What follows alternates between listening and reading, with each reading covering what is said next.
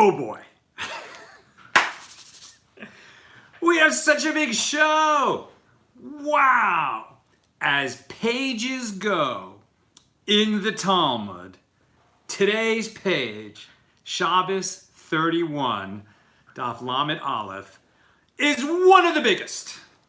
Not one, but two super famous passages, stuff you've heard of if you've never studied Talmud. I mean, as famous as passages in the Talmud get, we've got two of those on today's daf. You're going to be so happy you tuned in today. Oh boy. Yehuda Sobel is in the house. Dias Castro says shalom from New York. Who else is in the house? What countries? What cities? What continents?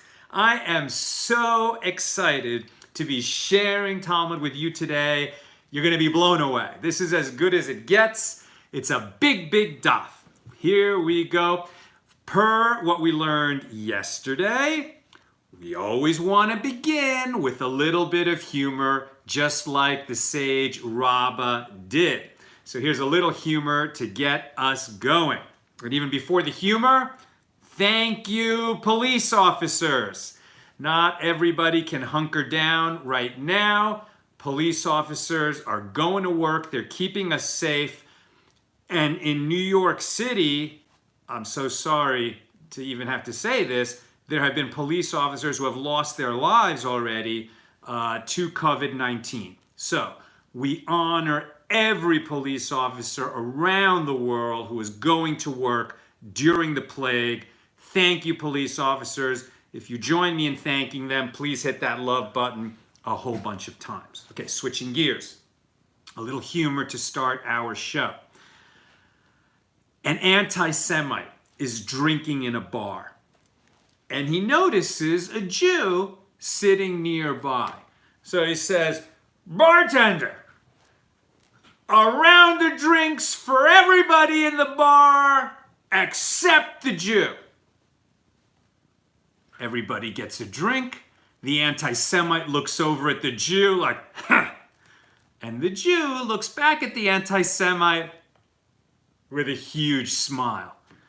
This discomposes the anti-Semite. He says, "Bartender, a drink of your finest scotch for everyone in the bar and a burger." Ha! And he looks over at the Jew, expecting him to be, peeved. And the Jew gives the anti-Semite such a big smile. The anti-Semite can't believe it. He says to the bartender, "Is that Jew just stupid or pretending to be?" And the bartender says, "Oh no, sir. He's the owner." All right. Let us get into today's page. We are holding on Tractate Shabbos, the second tractate of the Talmud, page 31, Daf Lamed Aleph. This is a spectacular page of the Talmud, not one, but two major, famous teachings, stuff people have heard of if they've never read the Talmud, stuff people have heard of if they're not even Jewish. This is the home address for two famous teachings. So just to give a little context where we are, we're in chapter 2 of Shabbos, and we've been studying the Gemaras on the 5th Mishnah. We're still studying the 5th Mishnah, which has to do with extinguishing the Shabbos light in times of danger. And the question was asked, may we extinguish the Shabbos light so that a sick person can get some sleep? The answer is, if the person is critically ill, right? Very timely. Now, if a person is very ill, of course we extinguish the Shabbos light. We'll overrun any of the laws of Shabbos to save a life. Saving lives is the most important thing. And we learned that from Rav Tanchum, who gave a long digression explaining the differences between King Solomon and King David, ultimately to reach the conclusion that the soul of a person is the lamp of God. The soul of a person is the lamp of God, and we will extinguish any lamp in this world so that we do not extinguish the lamp of God, meaning we'll break a law to save a life. That's where we concluded yesterday in our teaching, but there were several other digressions that went forward, and I just noticed that James Roth made a donation to our nonprofit. Thank you so much, James. We really appreciate it. This is a time for everybody. You should be giving to charity, whether it's our nonprofit or another, especially during a plague. Very important to keep setting aside money for charity. It helps the world go around. It brings healing to the world. Okay. Where was I? Oh, and so then on yesterday's page, it was not what we talked about in class, but it went on to give other examples of contradictions in Scripture that the sages resolved, and incidents where a scoffer asked a sort of ridiculous, almost insulting question to one of the sages, and the sages patiently answered the scoffer. So, apropos of that discussion, we now arrive at our page, our daf. And here we learn, the page opens by saying, one should seek to be patient like Hillel and not impatient like Shammai. So Hillel and Shammai were great teachers of the Second Temple period. Thank you, Deus Castro. We really appreciate your support. They were great teachers in the Second Temple period. And they disputed each other on many issues. And we've preserved those discussions, and some of them were extended by their students, but they were both great, gifted sages. Their learning was extreme. And though in this passage and several others, we're going to say we're going to hold like Hillel, and we should honor Hillel for his patience, it's not like Shammai was some kind of bad guy. Shammai was incredibly learned and well-versed, and he's the one who said that you should greet everyone with a cheerful face, right? That's a teaching of Shammai. You might have thought that would be Hillel, but it's Shammai who said we must greet everybody with a cheerful countenance. Nevertheless, in certain matters, I've got my microphone cable here. In certain matters, many matters, Hillel was more patient than Shammai. And we're going to hear two stories, two sets of stories, let's put it that way, two sets of stories about the difference between them. Now, first we're going to start with a story just about Hillel. Hillel was famous for being kind, and especially, for being patient. Hillel was patient, and this is such an important lesson for me more than anyone. I'm just going to say it's for me. I need to always remember that. Sometimes I'm in a hurry. I want to do this show. I want to get an email out. I want to, share some wisdom that I think is very important, and people are asking me stuff or have needs from me, and I can get impatient. It's my Pharaoh. And in fact, in our Monday morning show, tomorrow morning, Nina and I are doing a show about making a Seder special. One of the teachings has to do with recognizing your Pharaoh so that you can ask for help from God to break free of Pharaoh, right? So if impatience is a Pharaoh for you, as it is for me, that's something you can get help with at the Seder. Thank you so much, Robin Stewart, for your support. Truly appreciate it. Okay. So Hillel was known for his patience and forbearance. And two Jews, made a big bet, 400 zuz. That was a lot of money. And they said, okay, whoever can make Hillel lose his cool is going to get the 400 zuz, right? So this guy shows up. When does he show up to try to make Hillel lose his cool?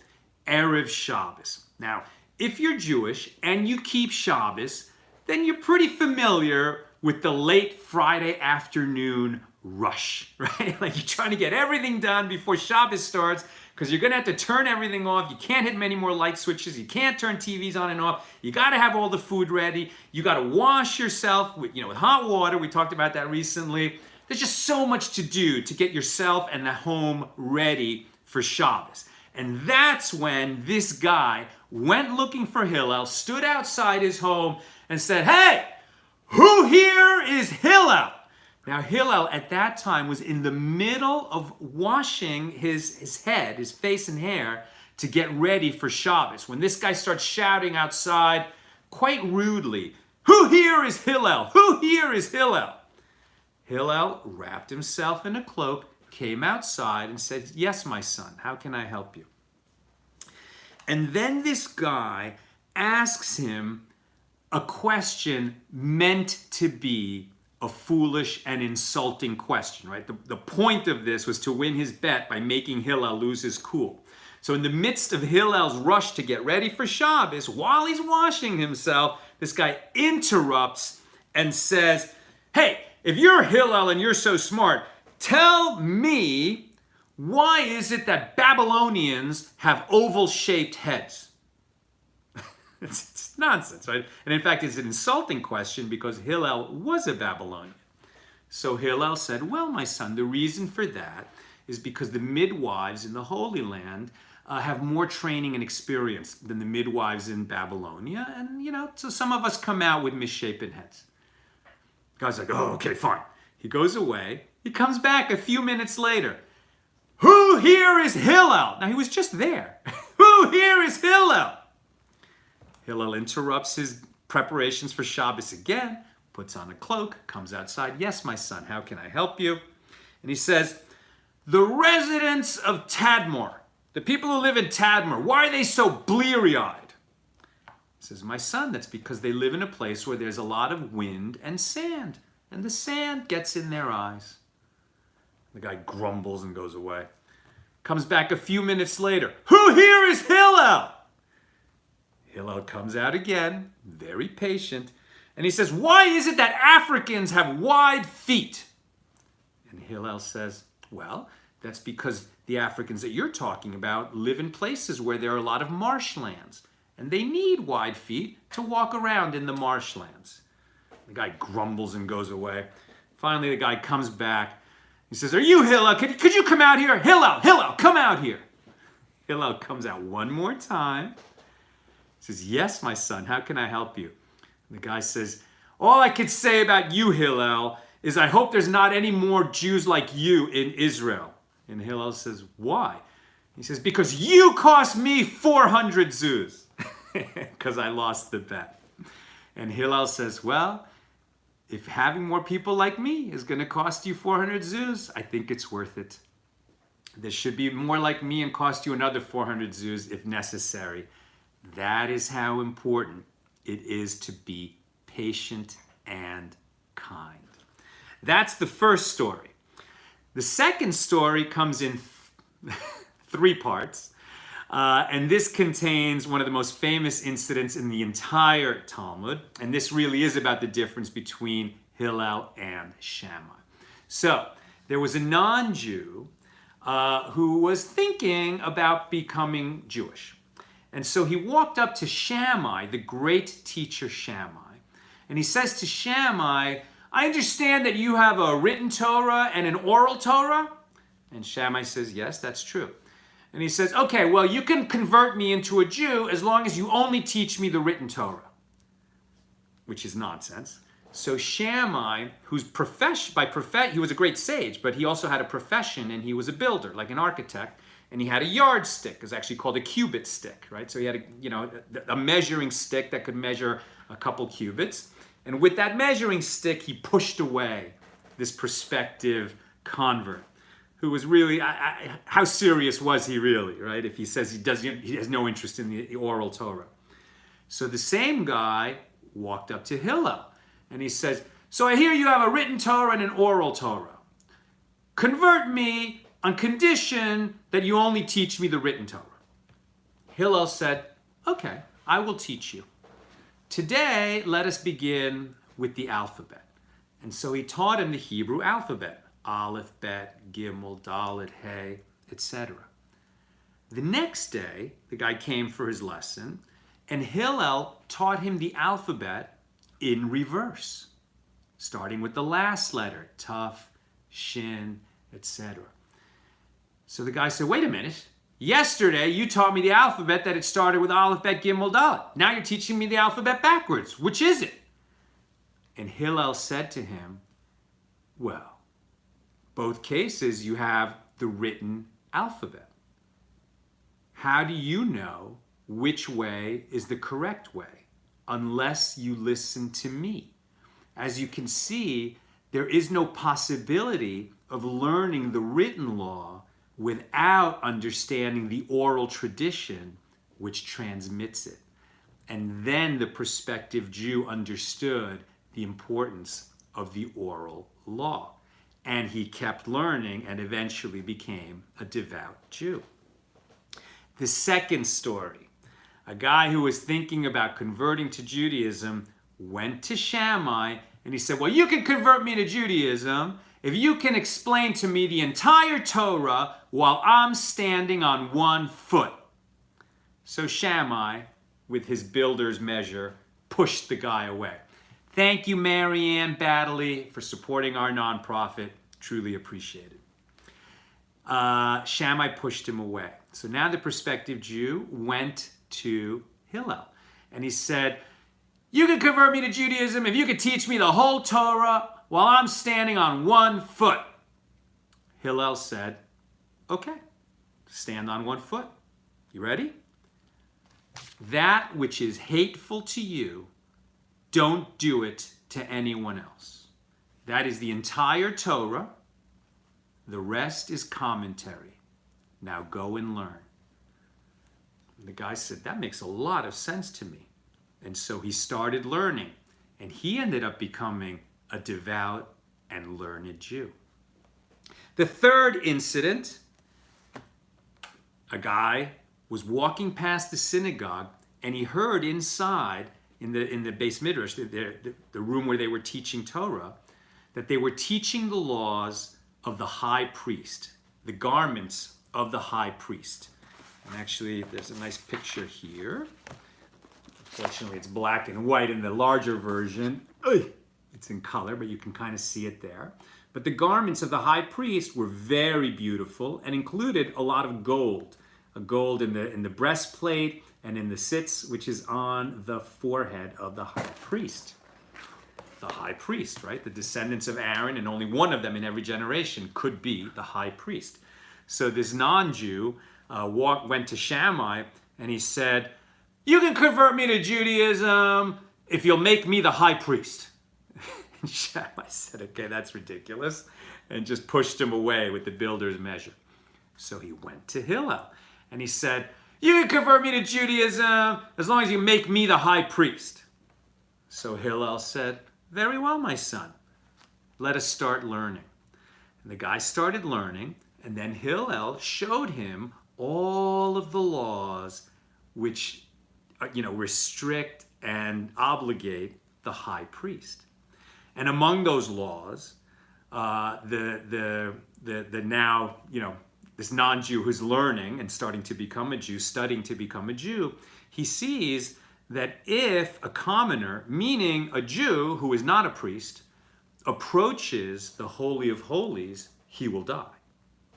And he realizes how awesome, how majestic and fearful are the proceedings of the Holy Temple, how important the sacrifices are, that the divine presence rests there, and that we only approach with tremendous trepidation, and that even the high priest himself can only enter the Holy of Holies one day a year during Yom Kippur with great fear and trepidation to make an atonement for the entire people. But if he himself is not pure enough, he will die on that day for daring to approach the Holy of Holies.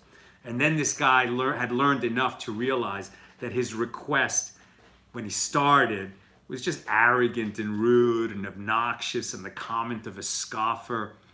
And he went to Shammai And he said, okay, I understand more now. I withdraw my request that I should be considered to be the high priest. And I understand that that's only for the descendants of Aaron anyway.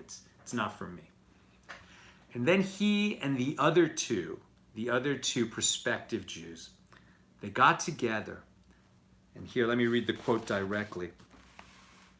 Eventually, the three converts gathered together in one place, and they said, Shammai's impatience sought to drive us from the world.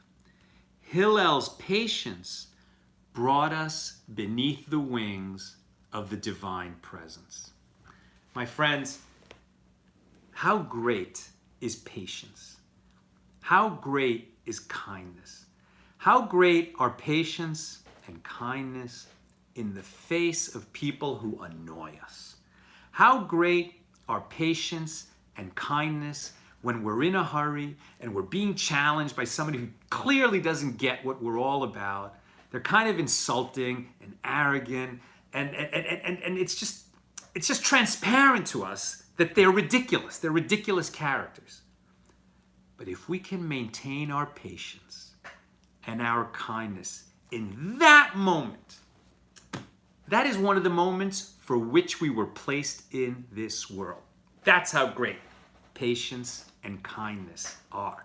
May we merit to embody the patience and kindness of Hillel when we find ourselves in one of those moments of annoyance.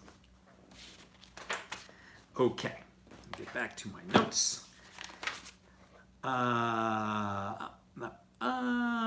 Okay, and then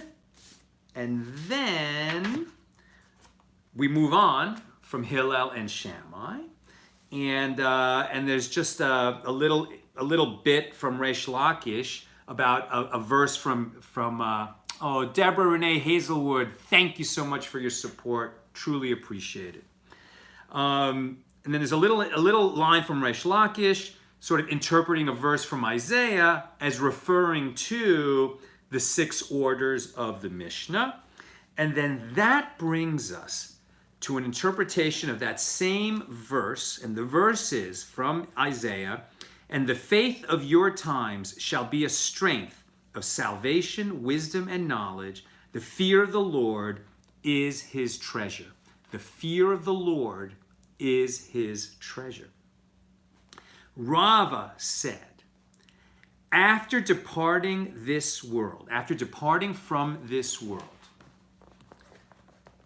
when a person is brought to judgment for the life he lived in this world, they say to him in the order of that very verse. Okay? So they're going to ask us, when we die and we go to heaven, they're going to ask us 5 questions. And these 5 questions actually follow the order laid out in this verse from Isaiah, right?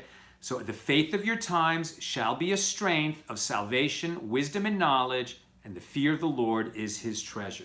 So Rava says, the way we interpret this phrase is to understand that when we get to heaven, they will ask us, number 1, did you conduct your business faithfully? Which means honestly. Why is that the first question? We might have thought that the first question we will be asked in heaven is, did you pray? Were you kind? Did you give money to charity? Etc. I've heard it put, I forget who said this to me first. Maybe it's one of the sages somewhere else in the Talmud. Why is that the first question? Why is it the most important question? Because giving to charity, other people know about it, at least the one who receives it. You could give totally anonymous, and that is spectacularly beautiful. But most of the time, usually at least the people receiving the gift know, and often more than that. Did you pray? People see you praying in shul. Those are incredibly important and beautiful mitzvahs. But conducting your business faithfully, which is to say honestly, is talking about all the little times when there's no way you're going to get caught. Just a little rounding error, right? Just a little, it's pretty much the same. right? Just these little moments we encounter every day where we kind of take a little bit of advantage to our benefit, and for sure no one's ever going to know about it. It's in that moment, that very moment, that if you act like a mensch with honesty and dignity and faithfulness, that's because you fear God, meaning you're in awe of God, meaning you're grateful for every day that you have existence, and you're going to conduct yourself appropriately with great emunah. And that's what it means to, that's why it's the first question. Did you conduct your business faithfully? Number 2, did you designate times for Torah study? Meaning, did you study regularly? If you watch this show every day, you're covered. But the key is you have to set aside time every day to learn Torah in some way. This is an obligation, by the way, on all people. This is not for Jews only, right? It means did you set aside time regularly to learn the ways of the Lord? Did you set aside time regularly to examine your deeds? In fact, we have a quote right here, fear and wisdom. There is a distinction, I'm sorry, where is that quote? Here we go. Did you designate times for Torah study? Every person must designate specific times for Torah study on a regular basis. Optimally, one should study Torah after prayer. If one does not have the skills to study classic texts, he should nevertheless study material that he does understand. And, for example, focusing one's attention and assessing his actions to ascertain whether or not he sinned, and then resolving to change his conduct, falls under the rubric of Torah study, right? So at the very least, you should set aside a moment every day to ask yourself, am I acting like a mensch? Am I acting correctly? Have I wronged people? Have I wronged God? In what ways have I done that? How can I do better? Doesn't mean you're going to solve everything each day. Doesn't mean you're going to be a perfect person. Doesn't mean you're not going to make mistakes. But you must have time set aside regularly. It could even be 1 minute. It's good to start with gratitude. Thank you for this day. Thank you for all my blessings. And then, how am I doing? Yeah, I didn't behave the way I should have this morning. I could do better tomorrow. Even that is Torah study. But of course, even better, to study scripture, to study Talmud, to study with us, however you want to do it. The second question you'll be asked in heaven, did you designate times of Torah study? Number 3, did you engage in procreation? This is not possible for everybody, right? And what they mean here is not did you have sex just to have fun. They said, did you try to fulfill the obligation to be fruitful and multiply? Not everyone is going to be blessed that that's possible. The question is, did you try? Right? Did you try to be fruitful and multiply? Number 4, did you await salvation? Isn't that beautiful? Did you await salvation? There's a lot of different meanings for that. I don't know if I have a note here. No. Did you await salvation? I'm actually curious. I'll come back at the end and look at the comments. What do people think it means? What does it mean to you? This 4th question. Did you await salvation? A sort of obvious answer can be, well, I looked forward to the coming of Mashiach and I prayed for that, right? I said the world is a mess and we're not able to fix it. So please, God, send Mashiach so that this world can become a better, kinder place and all the suffering will be removed from the world and justice will be revealed and manifest throughout the world. So that's certainly one way to await salvation. But I'm curious if people have other interpretations of that question. Number 5, did you engage in the dialectics of wisdom and understand one matter from another? That's a complicated question. Did you engage in the dialectics of wisdom and seek to distinguish one matter from another? I would say the sages are saying, did you engage in Talmud study, right? Because Talmud is essentially about making distinctions, separating right from wrong, obligated from permitted, permitted from prohibited, liable, separating from exempt. It's seeking to understand the law in all its forms and to train the mind to make distinctions. So much of the world these days is sort of hell-bent on saying, we're all the same. Everybody's the same. Everyone must have exactly the same privileges, exactly the same opportunities, exactly the same tools, exactly the same home, exactly the same salary, etc., etc., etc. And there are beautiful principles underlying that kind of thinking.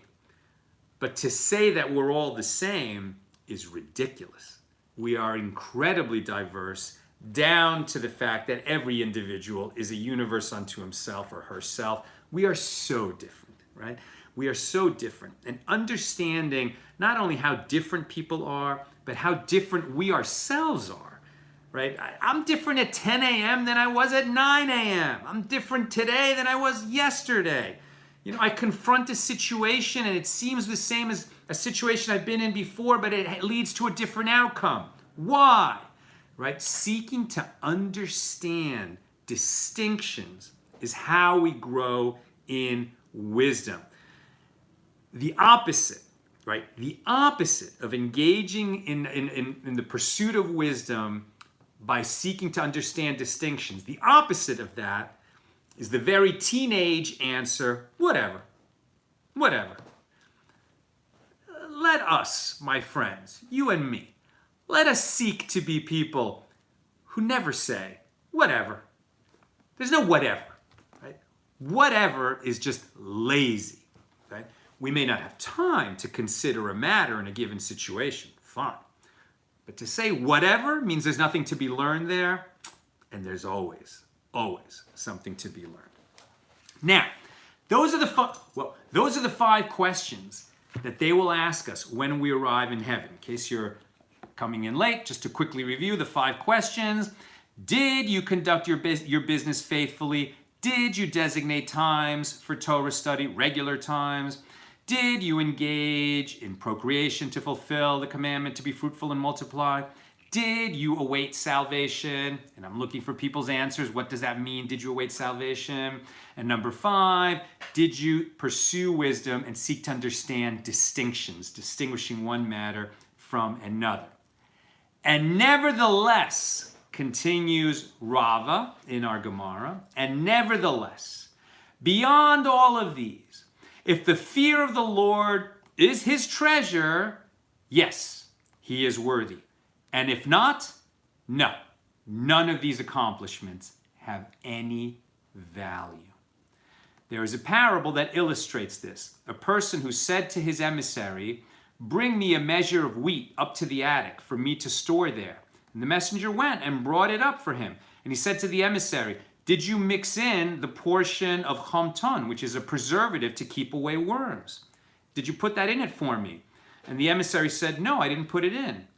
And if so, said the person who asked for the wheat to be brought up to the attic, he says, "If so, it would have been preferable had you not brought it up at all, because of what use is worm-infested wheat?"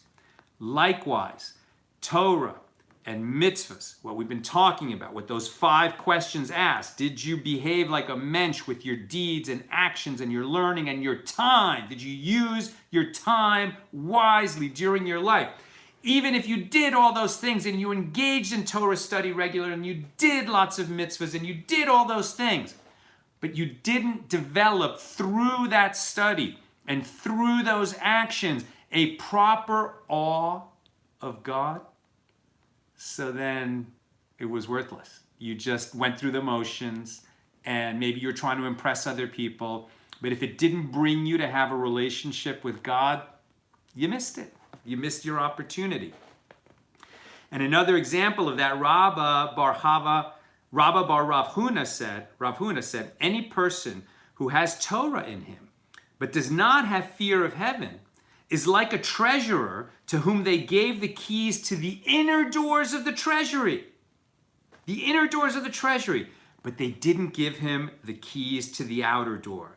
With what key will he enter? Right? So Torah and mitzvahs and deep Torah study and understanding matters like we're studying here in the Talmud, those are the keys to the inner chamber, the secret chamber. But you will never reach the secret chamber if you don't develop an awe of God, which are the keys to the outer chamber. Why the outer chamber? Because it's available to everybody. Right? And this is why the Baal Shem Tov, the founder of Hasidic Judaism, always had a tremendous love, a greater love for the simple Jew than he had for even the most learned Jews. Of course he respected the learning of the most learned Jews. He himself was a master of scripture and Torah and Talmud. But he loved the simple, uneducated Jew who nevertheless had a tremendous love and awe of the Holy One, because that's the most important precondition. Right? If you have love of God and awe of God, you will behave with great, great kindness to all the people around you. In the same way that if you have a friend and you love him, you love your friend, would you go and mistreat his children? Of course not. You love your friend, so you be good to his kids. Likewise, if you love God and you're in awe of God, of course you would treat all of God's children with the same kind of love and respect as a tribute to your Creator. So even though we might be able to answer those 5 questions with a yes, we did, I did all those things, yes I did, it has to be coupled with a love and awe of God.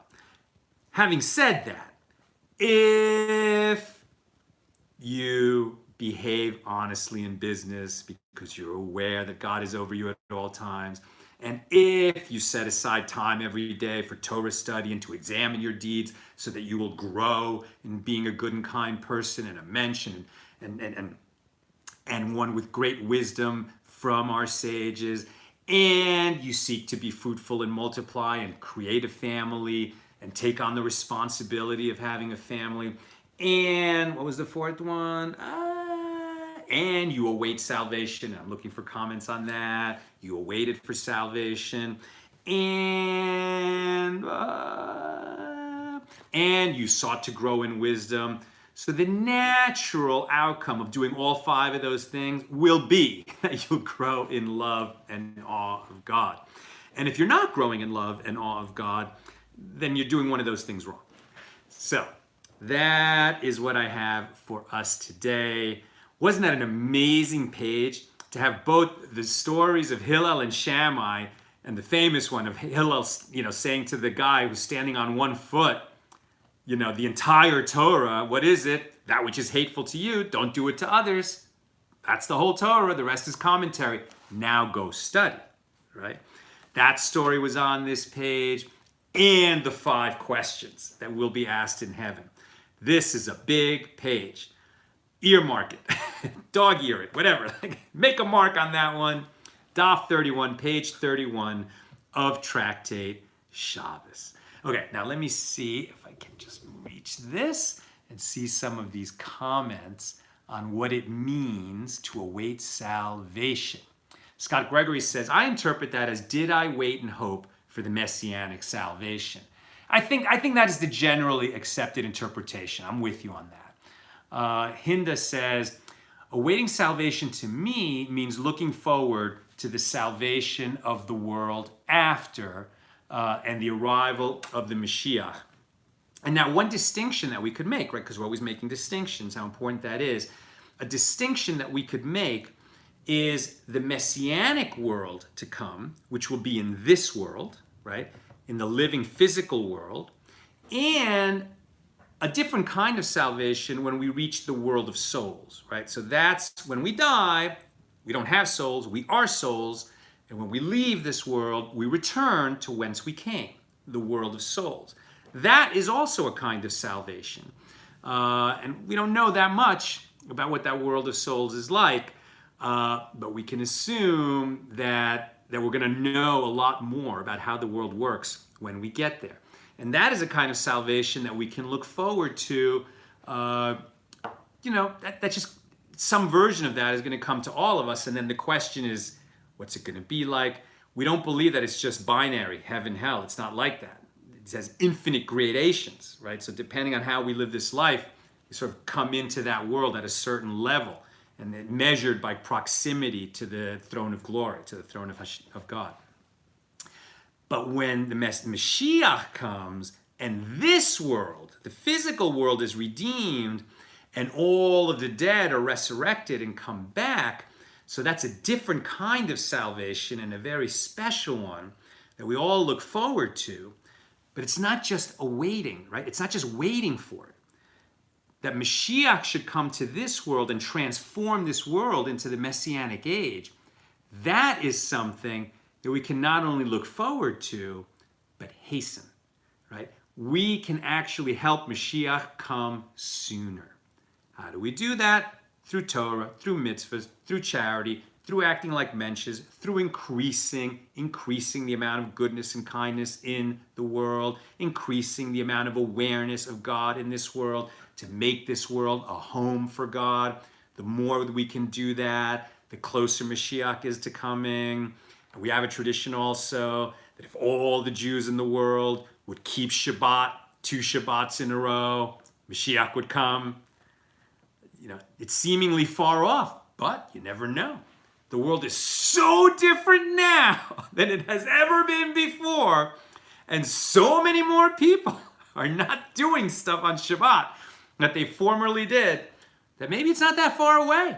And maybe we could really make a dent in bringing Mashiach closer if we would just all turn off our screens. Like, that's all that's missing. We're already home. We're not going anywhere, right? But turn off the screen Friday evening. Just turn off the screen for 25 hours and see what it's like to be with yourself, and if you're so fortunate, with your family, and just have that quiet time without the virtual connections outside the house. Just you and God, and roommates or family members if they're there too. And that could help bring Mashiach to this world. My friends, that is what I've got. Were there any other interpretations of salvation? That seems to be what I've got. Okay, my friends, wasn't that a special page? That's what I got for us today. I look forward to learning with you tomorrow. With God's help, we'll continue on page 32. That'll be in the afternoon. Tomorrow morning, I'm talking Pacific time, 10 a.m. Pacific, 1 p.m. Eastern. Nina and I are doing a show together. It will be on both YouTube and Facebook. And it's going to be about making the Passover Seder special and fun and meaningful, even if you're alone, right? So if you've got a big crowd, a big family, or just 2 of you, or just 1 of you, no matter what the number is, we've got some tips to make your Seder special, fun, meaningful, memorable. So please tune in tomorrow on Facebook and YouTube Live, 10 a.m. Pacific, 1 p.m. Eastern. All the best, my holy brothers and sisters, sending you big love.